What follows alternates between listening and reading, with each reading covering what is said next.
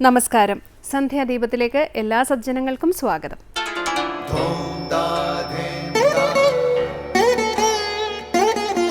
ശുഭം ഭവതു കല്യാണമായുസാരോഗ്യവർദ്ധനം സർവദുഃഖ വിനാശായ സന്ധ്യാദീപം നമോസ്തുതേ. നാമം ജപായനം പുണ്യം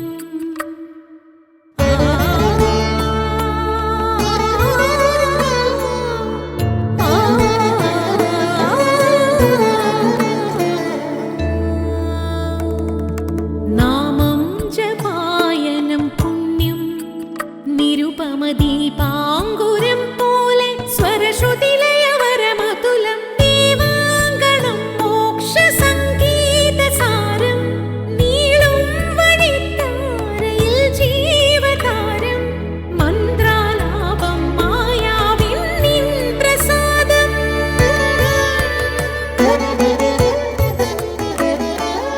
ഇരുൾ നീങ്ങിയുണരുന്ന തെളിനാളദീപം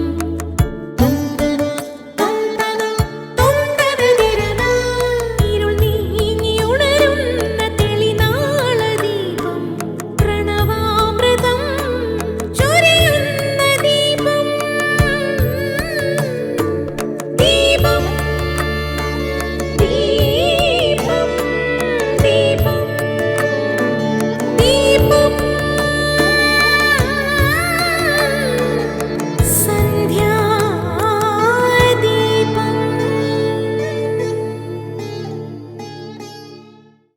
ഇന്ന് കുചേല ദിനം. ധനുമാസത്തിലെ ആദ്യത്തെ ബുധനാഴ്ചയാണ് കുചേല ദിനമായി ആചരിക്കുന്നത്. ഭാഗവതം ദശമസ്കന്ധത്തിലാണ് കുചേല ചരിതം ഉള്ളത്. ജീവിതം എന്നാൽ ഭക്തി മാത്രമാണെന്ന വിചാരത്തോടെ കഴിഞ്ഞ ഒരു സാധുജന്മമായിരുന്നു കുചേലൻ്റേത്. ഗുരു സാന്ദീപനി മഹർഷിയുടെ ഗുരുകുലത്തിൽ ശ്രീകൃഷ്ണൻ്റെയും ബലരാമൻ്റെയും സതീർത്ഥ്യനായിരുന്നു സുധാമാവ്. ഭഗവാൻ ശ്രീകൃഷ്ണനിൽ മാത്രം മനസ്സ് ലയിച്ചു പോയ അദ്ദേഹത്തിന് വീട്ടുകാര്യങ്ങളിലൊന്നും ശ്രദ്ധിക്കാൻ കഴിഞ്ഞില്ല. ഫലം നിത്യദാരിദ്ര്യമായിരുന്നു. ഉണ്ണാനും ഉടുക്കാനും ഇല്ലാതെയായ സുധാമാവ് അങ്ങനെ കുചേലനായി. മോശമായ വസ്ത്രം ധരിക്കുന്നവനായതുകൊണ്ട് സുധാമാവിന് കുചേലൻ എന്ന പേരും വീണു. ഈശ്വരാർപ്പണമായി കർമ്മം ചെയ്യണമെന്നതിനുദാഹരണമാണ് കുചേലൻ. എന്തെങ്കിലും ഫലം ആഗ്രഹിച്ചുകൊണ്ടുള്ളതല്ല അദ്ദേഹത്തിൻ്റെ ഭക്തി. അങ്ങനെയൊന്ന് ചിന്തിക്കുന്നത് പോലും അസാധ്യമായിരുന്നു കുചേലന്. ഈശ്വരാർപ്പണമായി കർമ്മം ചെയ്യുന്നവർക്ക് മറ്റുള്ളവർ അതിശയിക്കുന്ന രീതിയിൽ കർമ്മം ചെയ്യുവാനുള്ള ശക്തിയും സത്ഫലങ്ങളും നൽകി ഭഗവാൻ അനുഗ്രഹിക്കും എന്നതിൻ്റെ ഏറ്റവും വലിയ ഉദാഹരണമാണ് കുചേലൻ. തുടർന്ന് ഗുരു ഉപദേശം കേൾക്കാം. അനാവശ്യമായ ആഗ്രഹങ്ങളെ ഉപേക്ഷിക്കാൻ സാധിച്ചാൽ സ്വാഭാവികമായും മനസ്സ് ശാന്തമാകും. ലളിത ജീവിതം നയിക്കുക, തനിക്ക് ആവശ്യമുള്ളത് മാത്രമെടുത്ത് ശേഷിക്കുന്നത് ചെയ്യുക. അങ്ങനെയായാൽ ബാഹ്യസുഖങ്ങൾ കുറഞ്ഞാലും ഉള്ളിലെപ്പോഴും ശാന്തിയും സംതൃപ്തിയും നിറയുന്നത് നമുക്ക് അനുഭവിക്കാൻ കഴിയും. മാതാ അമൃതാനന്ദമയി ദേവി. അടുത്തതായി ശ്രീ ശങ്കരാചാര്യ രചിച്ച ശിവാനന്ദലഹരിയിലെ ശ്ലോകം ശ്രീ കാവാലം ശ്രീകുമാർ ചൊല്ലുന്നത് കേൾക്കാം.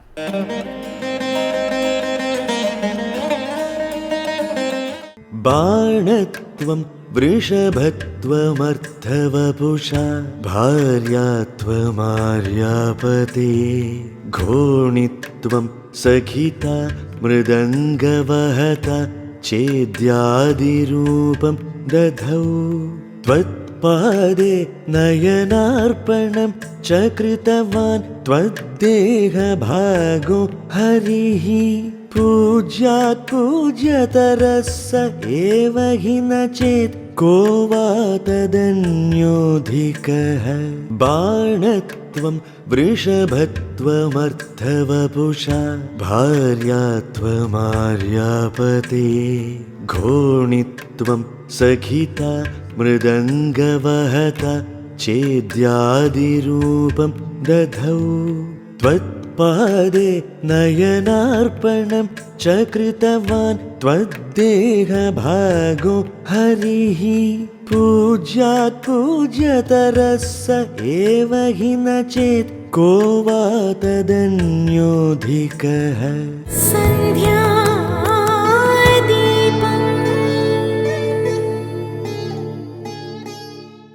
ശൈവർ ശിവനെന്നും വൈഷ്ണവർ വിഷ്ണുവെന്നും ശാക്തേയർ ശക്തിയെന്നും പറയുന്നത് ഒരേ ഈശ്വര ചൈതന്യത്തെയാണ്. ഈശ്വരതത്വം ഏകമാണ്, അദ്വൈതീയമാണ്. അതുപോലെ വിഭിന്ന ദേവതകളിലൂടെ ലക്ഷ്യകരിക്കപ്പെടുന്നതും ഏകേശ്വരനെയാണ്. ഈ തത്വം വ്യക്തമാക്കുന്നതാണ് ശിവാനന്ദലഹരിയിലെ 82-ാം ശ്ലോകം. ഈ ശ്ലോകമാണ് ഇന്ന് ശങ്കര സ്തോത്രാമൃതത്തിൽ സ്വാമി ചിദാനന്ദപുരി വ്യാഖ്യാനിക്കുന്നത്.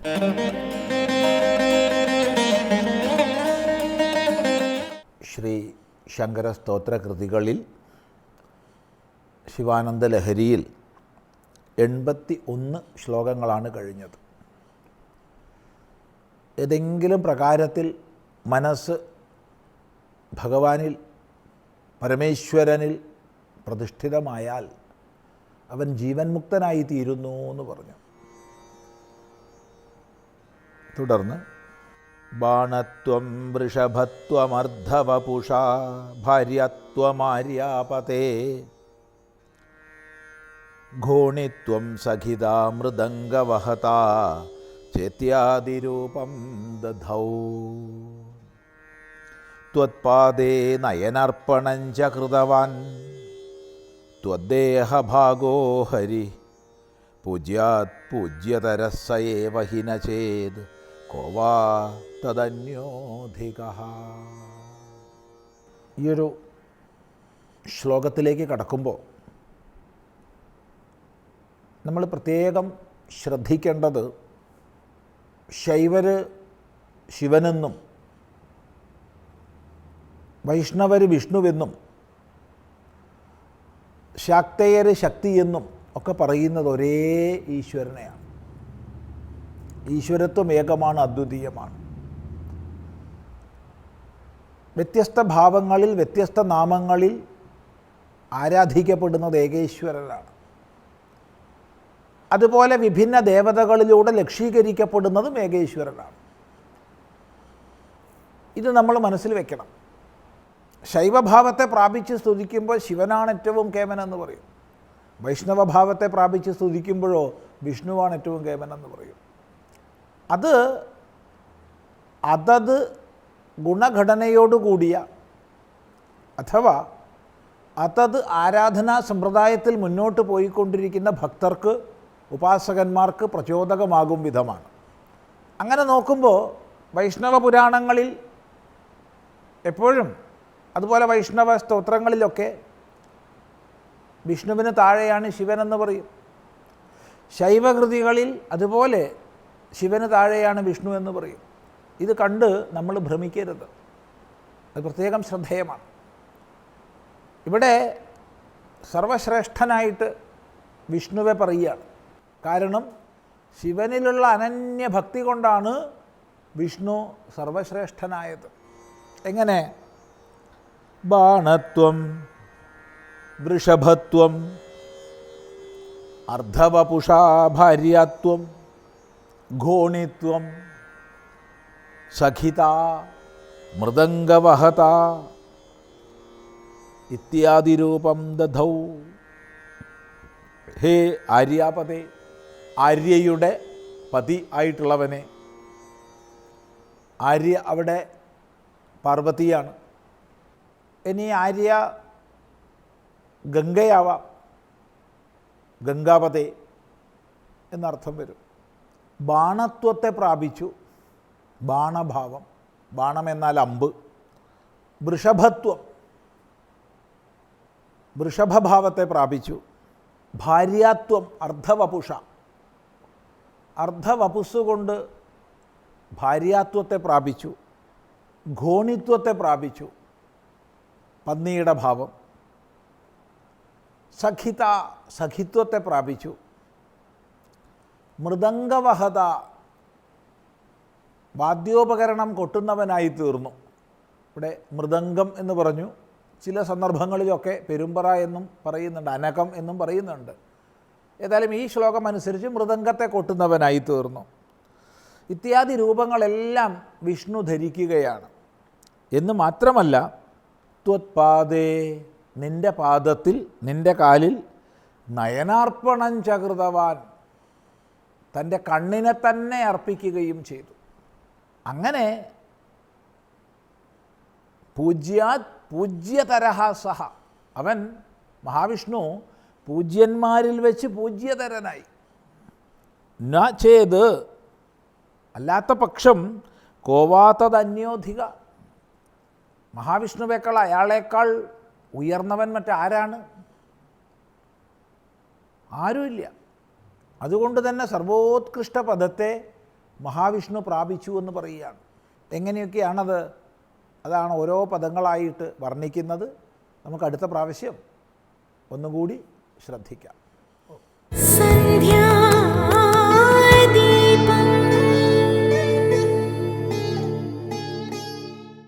ഇനി ദീപാരാധനയ്ക്കായി ക്ഷേത്ര സന്നിധിയിലേക്ക് പോകാം. അവിടുത്തെ ഐതിഹ്യങ്ങളും പ്രതിഷ്ഠാവിശേഷങ്ങളും കൂടി അറിഞ്ഞ് ആരതി തൊഴുതു മടങ്ങാം. എല്ലാവർക്കും നമസ്കാരം.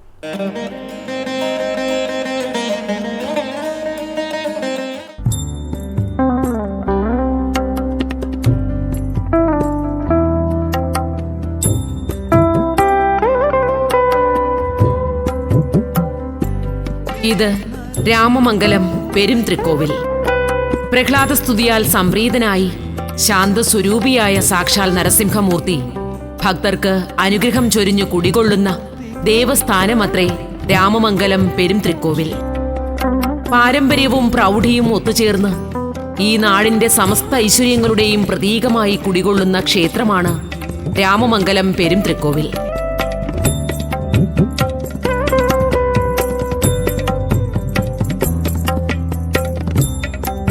തച്ചുശാസ്ത്രപ്രകാരം ശ്രീകോവിലടക്കമുള്ള ക്ഷേത്രഗാത്രത്തിന്റെ വലിപ്പവും ഇതര പ്രത്യേകതകളുമുള്ള ക്ഷേത്രങ്ങളാണ് സാധാരണയായി പെരുംത്രിക്കോവിലുകൾ എന്നറിയപ്പെടുന്നത്. അത്യപൂർവമായ പെരുംത്രിക്കോവിലുകളിലൊന്ന് എന്ന വിശേഷണത്തിനൊപ്പം പഞ്ചമഹാക്ഷേത്രങ്ങളിലൊന്നായും രാമമംഗലം പെരുംത്രിക്കോവിലിനെ കണക്കാക്കി വരുന്നു.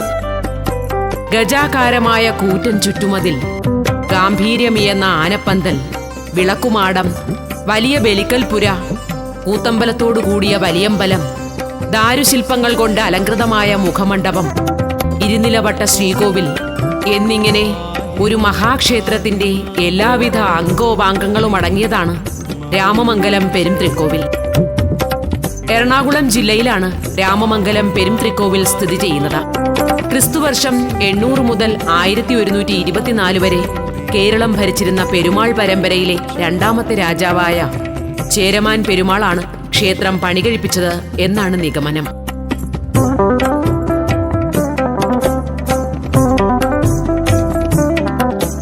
അത്യപൂർവമായ ബാലനരസിംഹമാണ് രാമമംഗലം പെരുംത്രിക്കോവിലിലെ മുഖ്യപ്രതിഷ്ഠ. പ്രധാനമൂർത്തിയായ ബാലനരസിംഹമൂർത്തി ബ്രാഹ്മണ കുടുംബത്തിന്റെ പരദൈവമായിരുന്നു എന്നാണ് വിശ്വസിക്കപ്പെടുന്നത്. ഭക്തവാത്സല്യത്താൽ ശാന്തസ്വരൂപനായി മാറിയ നരസിംഹമാണ് രാമമംഗലം പെരുംത്രിക്കോവിലിൽ പ്രതിഷ്ഠിതമായിട്ടുള്ള ബാലനരസിംഹമൂർത്തി.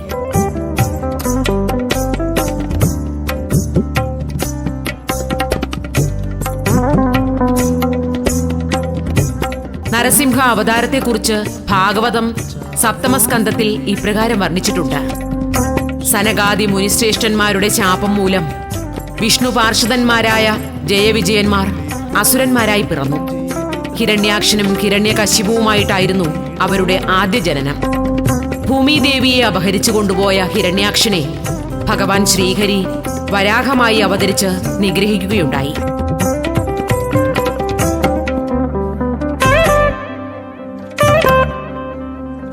ഹിരണ്യകശിപുവിന് അന്തകനായത് സ്വന്തം പുത്രന്റെ വിഷ്ണുഭക്തിയെ എതിർത്തതാണ്. നാരായണപ്രിയനായ മകൻ പ്രഹ്ലാദനെ ഹിരണ്യകശിപു വധിക്കും മുമ്പ് ഭഗവാൻ നരസിംഹമായി അവതരിച്ചു എന്നാണ് പുരാണം. ശ്രീഹരിയുടെ യഥാർത്ഥ ഭക്തനായി മാറിയ പ്രഹ്ലാദൻ സർവസ്വവും ശ്രീഹരിയിൽ സമർപ്പിച്ചു.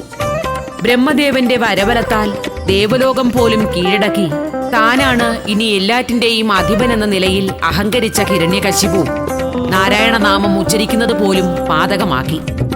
നാമജപവും ധ്യാനവും പൂജയുമെല്ലാം തന്നെക്കുറിച്ച് മതിയെന്നും യാഗാദി കർമ്മങ്ങളുടെ ഹവിർഭാഗത്തിന് താനാണ് അധികാരിയെന്നും അഹങ്കരിച്ച ഹിരണ്യകശിപു തനിക്ക് വഴങ്ങാത്ത വിഷ്ണുഭക്തനായ പുത്രനെ കൊല്ലാൻ തീരുമാനിച്ചു. എന്നാൽ പ്രഹ്ലാദനെ വകവരുത്തുവാനുള്ള ഹിരണ്യകശിപുവിന്റെ ശ്രമങ്ങളെല്ലാം പ്രഹ്ലാദന്റെ വിഷ്ണുഭക്തിക്ക് മുൻപിൽ നിഷ്ഫലമായി തീർന്നു. ഒടുവിൽ ഇനി പ്രഹ്ലാദനെ താൻ തന്നെ നിഗ്രഹിച്ചിട്ടു തന്നെ കാര്യം എന്ന് കണക്കാക്കി ഹിരണ്യകശിപു ഈ തൂണിലിരിക്കുന്നവൻ നിന്നെ രക്ഷിക്കുന്നത് കാണട്ടെ എന്നലറിക്കൊണ്ട് സഭാമന്ദിരത്തിലെ തൂണിന്മേൽ മുഷ്ടി കൊണ്ട് കുത്തിയെന്നാണ് പുരാണം. ജ്വലിക്കുന്ന കോപത്തോടുകൂടി തൂണിൽ നിന്നും പുറത്തു ചാടിയ നരഹരി ബ്രഹ്മദേവൻ അസുരന് നൽകിയ വരബലങ്ങളെ വകവച്ചുകൊണ്ട് തന്നെ ഹിരണ്യകശിപുവിനെ നിഗ്രഹിക്കുകയുണ്ടായി. സന്ധ്യാസമയത്ത് ഗോപുര കവാടത്തിന്റെ പടിയിലിരുന്ന് അസുരനെ തന്റെ മടിയിൽ കിടത്തി 2 കൈകളിലെയും നഖങ്ങൾ കൊണ്ട് അസുരന്റെ മാറിടം പിളർന്ന് നിഗ്രഹിക്കുകയാണ് ഉണ്ടായത്. കോപം കൊണ്ട് വിറയ്ക്കുന്ന അത്യുഗ്രരൂപിയായ നരസിംഹത്തെ കണ്ട് ബ്രഹ്മദേവനും മഹാദേവനും ഇന്ദ്രാദിദേവന്മാരും ആ രൂപത്തിന്റെ മുഖത്ത് നോക്കാനാകാതെ ദൂരെ മാറി നിന്ന് പാദം കണ്ട് തൊഴുത് നമസ്കരിക്കുകയായിരുന്നു.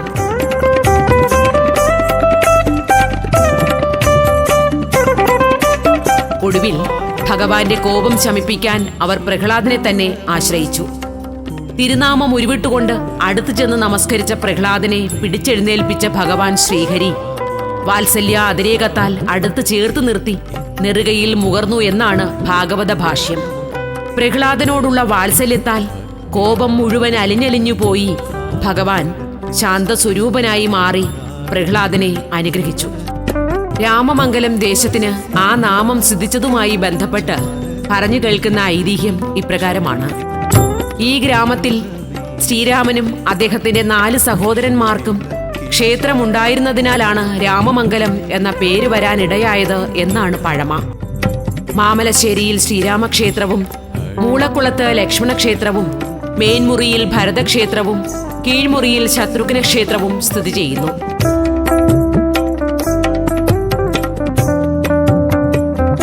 മുഖ്യദേവൻ ബാലനരസിംഹമെങ്കിലും ഉണ്ണിഭൂതത്തിനാണ് പ്രധാന മൂർത്തിയേക്കാൾ പ്രാധാന്യം. ക്ഷേത്രം പണികഴിപ്പിച്ച ചേരമാൻ പെരുമാളാണ് ഉണ്ണിഭൂതത്തിന്റെ പ്രതിഷ്ഠ നടത്തിയതെന്നാണ് വിശ്വസിക്കപ്പെട്ടു വരുന്നത്. ഉണ്ണിഭൂതത്തിന്റെ പ്രതിഷ്ഠയുമായി ബന്ധപ്പെട്ട് പറഞ്ഞു കേൾക്കുന്ന ഐതിഹ്യം ഇപ്രകാരമത്രേ.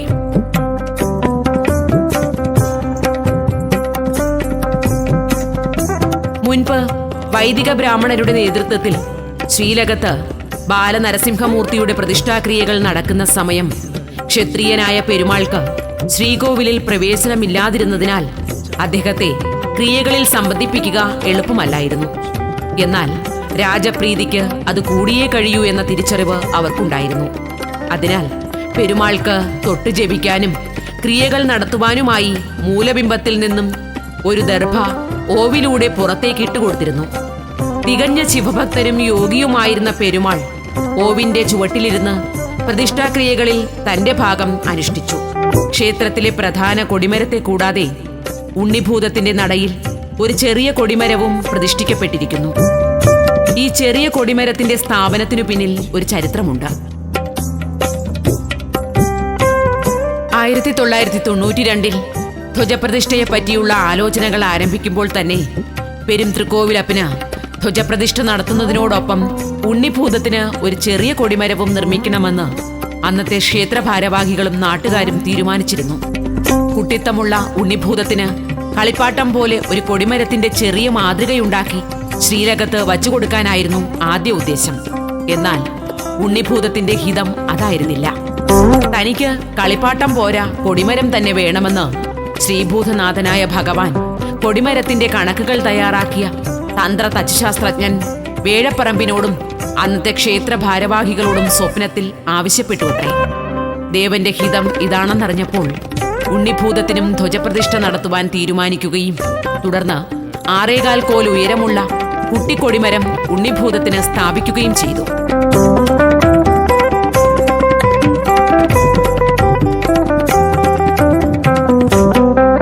രാമമംഗലം പെരുംതൃക്കോവിലെത്തുന്ന ഏവർക്കും കൗതുകമുളവാക്കുന്നതത്രേ ഇവിടുത്തെ കൊക്കരണി. മതിൽക്കകത്ത് വടക്ക് കിഴക്കേ മൂലയിലാണ് ഇതിന്റെ സ്ഥാനം. തിരുമുറ്റത്തു നിന്നും കൊക്കരണിയിലേക്ക് ഇറങ്ങിച്ചെല്ലുവാൻ പ്രത്യേക മാർഗങ്ങളുണ്ട്. രാമമംഗലം പെരുംതൃക്കോവിലിന്റെ ചരിത്രവുമായി അനുബന്ധപ്പെട്ട് കിടക്കുന്നതത്രേ അനശ്വര സംഗീതജ്ഞൻ ഷഡ്കാല ഗോവിന്ദമാരാരും ക്ഷേത്രവുമായുള്ള ബന്ധം. 1798 രാമമംഗലത്തെ കരവട്ടയെടുത്ത് തറവാട്ടിൽ ജനിച്ച ഗോവിന്ദമാരാർ ഈ ക്ഷേത്രത്തിലെ അടിയന്തരക്കാരനായാണ് തന്റെ ജീവിതം ആരംഭിച്ചത്.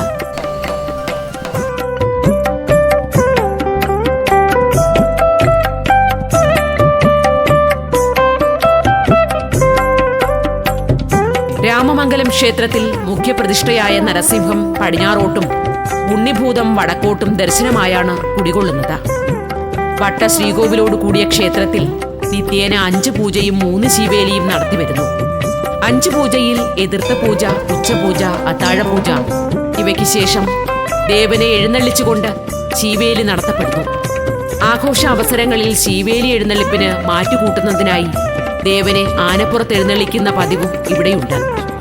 ഉണ്ണിഭൂതത്തിന് ഉത്സവകാലത്തു മാത്രമാണ് ശീവേലി പതിവുള്ളത്. ഉത്സവകാലത്ത് നിത്യേന ഉച്ചപൂജയ്ക്ക് മുൻപായി ഉണ്ണിഭൂതത്തിന് ഒരു പൂജയുണ്ടാകും.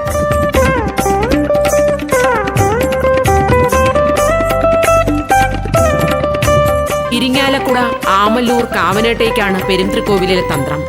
മുൻപ് തന്ത്രി കുടുംബത്തിലെ ഒരംഗം ക്ഷേത്ര പരിസരത്ത് താമസിച്ച് പൂജാകാര്യങ്ങൾക്ക് നേതൃത്വം വഹിച്ചിരുന്ന പതിവ് ഉണ്ടായിരുന്നുവെന്നാണ് പറയപ്പെടുന്നത്.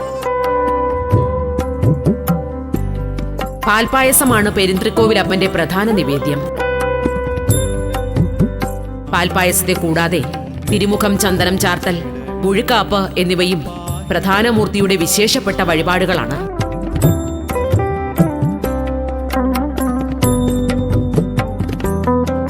പെരുംതൃക്കോവിലപ്പന്റെ കീർത്തിക്ക് നിദാനമായ ഉണ്ണിഭൂതത്തിനുള്ള ഒരു ഇഷ്ട വഴിപാടാണ് നാളികേരം തൂളിക്കൽ. ഉദ്ദിഷ്ട കാര്യസിദ്ധിക്കും വിഘ്ന നിവാരണത്തിനും വേണ്ടിയാണ് ഭക്തജനങ്ങൾ ഈ വഴിപാട് നടത്തിവരുന്നത്.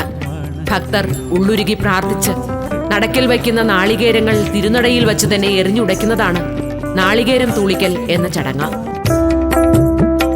സാധാരണയായി ദീപാരാധനയ്ക്ക് ശേഷമാണ് നാളികേരം തൂളിക്കൽ ചടങ്ങ് നടത്തിവരുന്നത്. എറിഞ്ഞുടയ്ക്കുന്ന നാളികേരങ്ങൾ കുട്ടികൾ ഓടി വന്ന് പെറുക്കിയെടുക്കുന്നത് ഉണ്ണിഭൂതത്തിന് വളരെ ഹിതകരമാണെന്നാണ് വിശ്വാസം. ചിന്നിച്ചിതറി തെറിച്ചു വീഴുന്ന നാളികേര കഷ്ണങ്ങൾ പെറുക്കുന്നതിനായി ഓടിയെത്തുന്നവർക്കൊപ്പം ഉണ്ണിഭൂതവും ഉണ്ടാകുമെന്ന ഒരു വിശ്വാസവും ഭക്തർക്കിടയിൽ നിലവിലുണ്ട്. നാളികേരം തൂളിക്കൽ കൂടാതെ കുന്നിക്കുരു, മഞ്ചാടിക്കുരു എന്നിവ നടക്കൽ വയ്ക്കുന്നത് ഉണ്ണിഭൂതത്തിന് ഹിതകരമായ വഴിപാടുകളാണ്.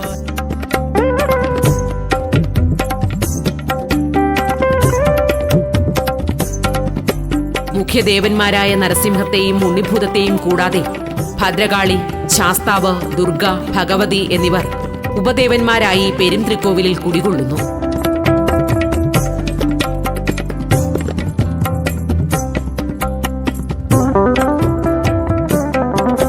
മേടമാസത്തിലെ വിഷു കഴിഞ്ഞ് 4-ാം ദിനം ആറാട്ടായി വരത്തക്ക വിധം 10 ദിവസത്തെ തിരുവുത്സവം രാമമംഗലം പെരുംതൃക്കോവിലപ്പന്റെ മുഖ്യ വിശേഷാവസരമാണ്. തിരുവുത്സവ സമയത്ത് ശ്രീഭൂതബലി ഇവിടെ നടത്തപ്പെടുന്നു. ഉത്സവകാലത്ത് ഉത്സവ ചടങ്ങുകളിലെ ഏറ്റവും പ്രധാനപ്പെട്ട താന്ത്രിക ചടങ്ങായ ഉത്സവബലിയും ഇവിടെ നടത്തിവരുന്നു. ഉത്സവബലിക്കായി ദേവനെ മൂലബിംബത്തിൽ നിന്നും മൂലത്തിടമ്പിലേക്ക് ആവാഹിച്ച് പുറത്തേക്ക് എഴുന്നള്ളിക്കുന്നു.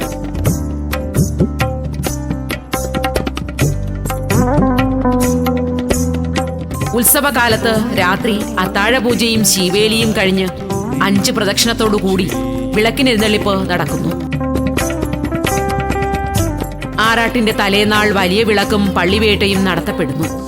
ഗ്രാമാധിപനായ ദേവൻ പരിവാരസമേതം ഗ്രാമത്തിലേക്ക് എഴുന്നള്ളി ദുഷ്ടശക്തികളെയെല്ലാം നിഗ്രഹിക്കുന്നുവെന്ന സങ്കല്പത്തിൽ നടക്കുന്ന പ്രതീകാത്മകമായ ചടങ്ങാണ് പള്ളിവേട്ട.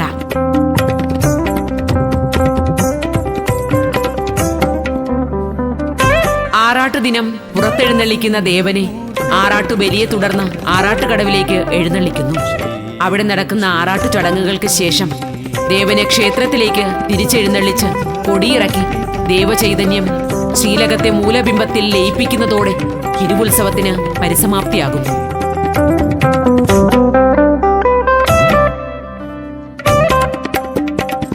കന്നിമാസത്തിൽ നവരാത്രി ആഘോഷങ്ങളുടെ ഭാഗമായുള്ള സരസ്വതി പൂജ, പൂജയെടുപ്പ്, വൃശ്ചികമാസത്തിൽ വാരം എന്നിവയും പെരുംതൃക്കോവിലിൽ വിശേഷമായി കൊണ്ടാടപ്പെടുന്നു.